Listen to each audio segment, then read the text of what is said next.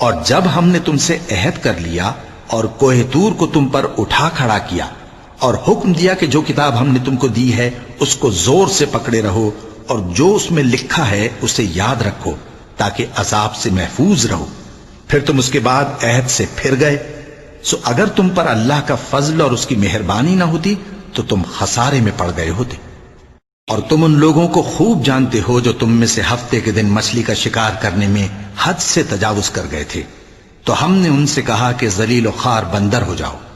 اور اس قصے کو اس وقت کے لوگوں کے لیے اور جو ان کے بعد آنے والے تھے عبرت اور پرہیزگاروں کے لیے نصیحت بنا دیا۔ اور جب موسیٰ نے اپنی قوم کے لوگوں سے کہا کہ اللہ تم کو حکم دیتا ہے کہ ایک بیل ذبح کرو، وہ بولے کیا تم ہم سے ہنسی کرتے ہو؟ موسیٰ نے کہا کہ میں اللہ کی پناہ مانگتا ہوں کہ نادان بنوں۔ انہوں نے کہا کہ اپنے پروردگار سے التجا کیجئے کہ وہ ہمیں یہ بتائے کہ وہ بیل کس طرح کا ہو۔ موسیٰ نے کہا پروردگار فرماتا ہے کہ وہ بیل نہ تو بوڑھا ہو اور نہ بچڑا بلکہ ان کے درمیان یعنی جوان ہو، سو جیسا تم کو حکم دیا گیا ہے ویسا کرو۔ انہوں نے کہا اپنے پروردگار سے درخواست کیجئے کہ ہم کو یہ بھی بتا دے کہ اس کا رنگ کیسا ہو۔ موسیٰ نے کہا پروردگار فرماتا ہے کہ اس کا رنگ گہرا زرد ہو کہ دیکھنے والوں کے دل کو خوش کر دیتا ہو۔ انہوں نے کہا اب کے پروردگار سے پھر درخواست کیجئے کہ ہم کو بتا دے کہ وہ اور کس کس طرح کا ہو، کیونکہ بہت سے بیل ہمیں ایک دوسرے کے مشابہ معلوم ہوتے ہیں، اور اللہ نے چاہا تو ہمیں ٹھیک بات معلوم ہو جائے گی۔ موسیٰ نے کہا کہ اللہ فرماتا ہے کہ وہ بیل کام میں لگا ہوا نہ ہو، نہ تو زمین جوتتا ہو اور نہ کھیتی کو پانی دیتا ہو، بے عیب ہو، اس میں کسی طرح کا داغ نہ ہو۔ کہنے لگے اب تم نے سب باتیں درست بتا دیں۔ غرض بڑی مشکل سے انہوں نے اس بیل کو ذبح کیا، جبکہ وہ ایسا کرنے والے لگتے نہ تھے۔ اور جب تم نے ایک شخص کو قتل کیا تو اس میں باہم جھگڑنے لگے، حالانکہ جو بات تم چھپا رہے تھے اللہ اس کو ظاہر کرنے والا تھا۔ چنانچہ ہم نے کہا کہ اس بیل کا کوئی سا ٹکڑا مقتول کو مارو، اس طرح اللہ مردوں کو زندہ کرتا ہے اور تم کو اپنی قدرت کی نشانیاں دکھاتا ہے تاکہ تم سمجھو۔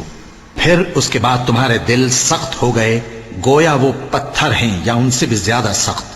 اور پتھر تو بعضے ایسے ہوتے ہیں کہ ان میں سے چشمے پھوٹ نکلتے ہیں، اور بعضے ایسے ہوتے ہیں کہ پھٹ جاتے ہیں اور ان میں سے پانی نکلنے لگتا ہے، اور بعضے ایسے ہوتے ہیں کہ اللہ کے خوف سے گر پڑتے ہیں، اور اللہ تمہارے کرتوتوں سے بے خبر نہیں۔ مومنو، کیا تم امید رکھتے ہو کہ یہ لوگ تمہارے دین کے قائل ہو جائیں گے؟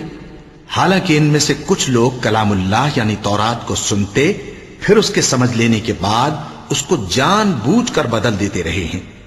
اور یہ لوگ جب مومنوں سے ملتے ہیں تو کہتے ہیں ہم ایمان لے آئے ہیں، اور جس وقت تنہائی میں ایک دوسرے سے ملتے ہیں تو کہتے ہیں جو بات اللہ نے تم پر ظاہر فرمائی ہے وہ تم ان کو اس لیے بتائے دیتے ہو کہ قیامت کے دن اسی کے حوالے سے تمہارے پروردگار کے سامنے تم کو الزام دیں۔ کیا تم سمجھتے نہیں؟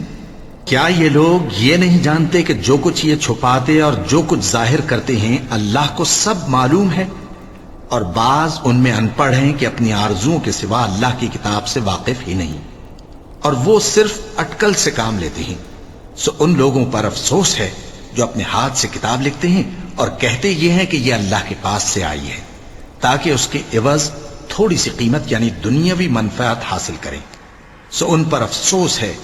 اس لیے کہ بے اصل باتیں اپنے ہاتھ سے لکھتے ہیں، اور پھر ان پر افسوس ہے اس لیے کہ ایسے کام کرتے ہیں۔